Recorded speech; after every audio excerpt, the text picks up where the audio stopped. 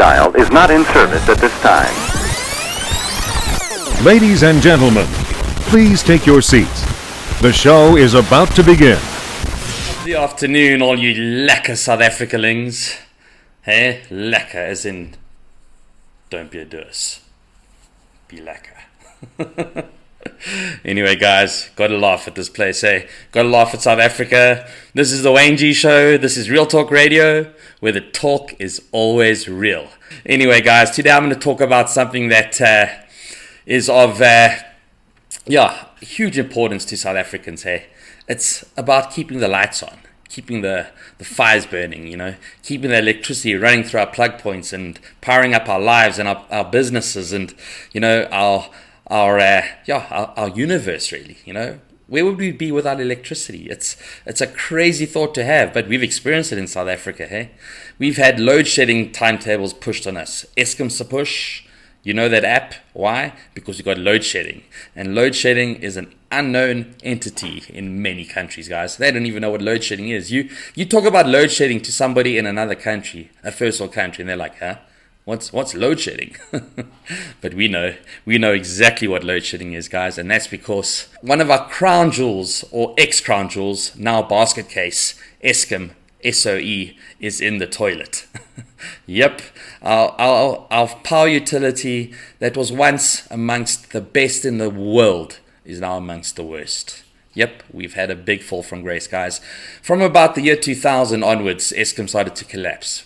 Prior to that, it was one of the most efficient, productive, state-of-the-art power utilities on the planet, guys. And I mean that, hey? Countries used to come to South Africa from all over the world to observe how we produced electricity. They wanted to learn from us. That's how good we were. Our engineers, you know, our electrical engineers on power stations and on Eskom were absolutely brilliant, guys. You could not fault them, hey? And that's why countries came here to learn from us.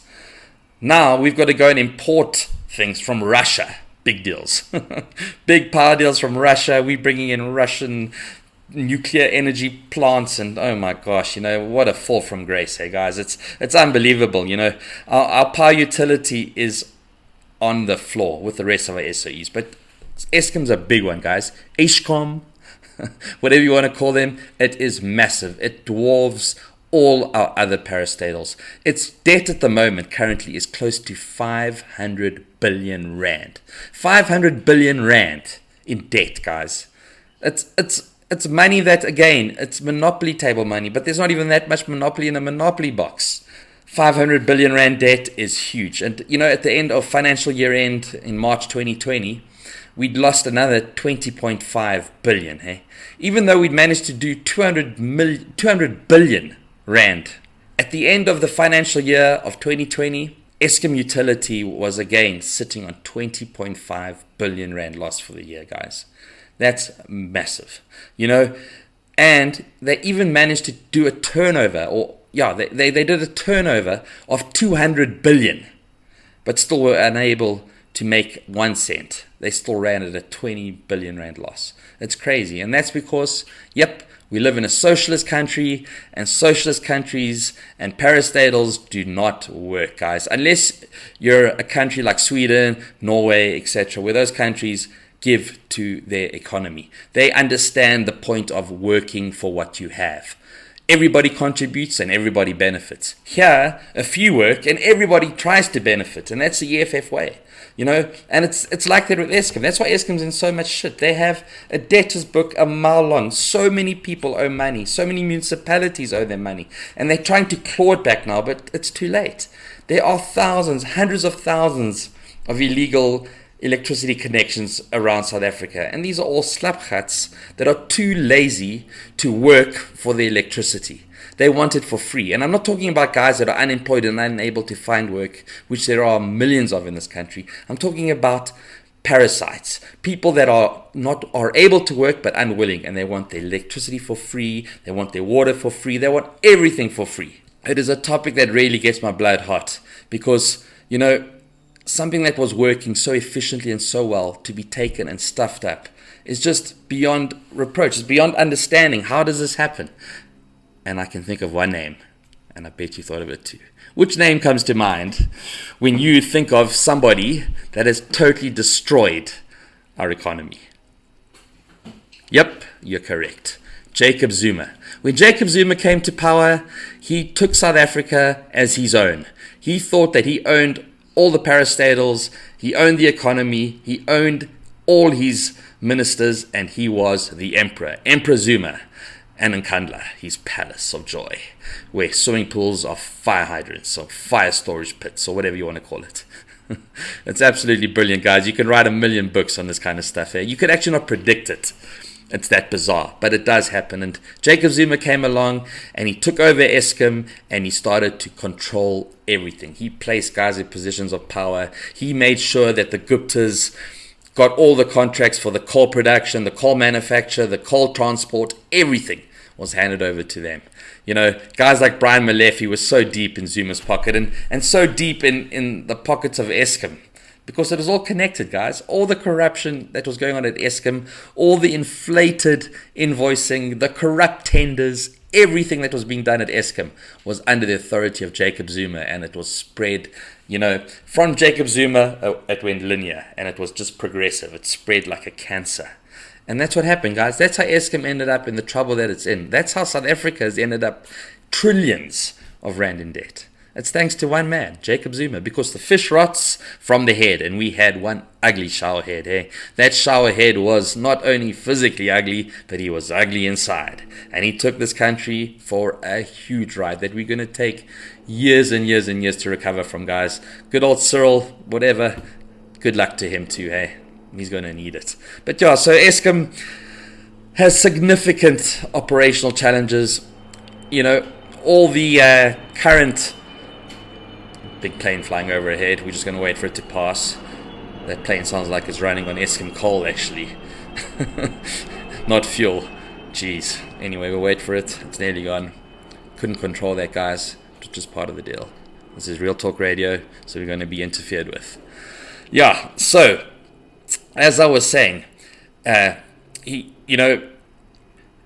has significant operational issues. They have so many hurdles to overcome, and Andre de Ruyter, bless the man, has been tasked with the task of pulling Eskom right. He accepted the role of CEO, or applied for the role of CEO and got the job, because I don't think anybody else wanted it. Well, anyone that is straight would have wanted that job, All the cricket guys wanted it because they benefited from it. But, someone like Andre de Ruyter has now taken on the mammoth task of pulling back a 500 billion rand debt. Oh my gosh. He's going to unravel the knottiest piece of wool you've ever seen. But he's going to give it a good shot, eh? He's already talking about how he's putting systems into place, and, it's only a matter of time before we hopefully start seeing them working. It does take time. Rome wasn't built in a day, so we've got to give him a chance to do it. But let's just hope whatever he plans and whatever he's doing, whatever he talks about doing, he's talking about reducing the debt deficit, but he's also talking about needing massive amounts of money from the government. So what does that mean? The taxpayer is going to have to foot the bill for Eskom for a couple more years, guys. At least another 5 or 10 years of bailouts to get Eskom right. It's just the sad, honest truth, and we cannot afford to be without Eskom. And the way that a socialist government is put together or put up or whatever you want to call it, they're not going to allow privatization. It would be the best way to fix Eskom. Imagine privatizing Eskom, guys. It would be wonderful. It would be the dream come true, because then you will have an efficient, functioning company. That's just the way it works. Of course, private companies need to make money in order to survive. They have to keep the shareholders happy. They need to do profit. If they don't do profit, they're dead. There's no way that they can survive.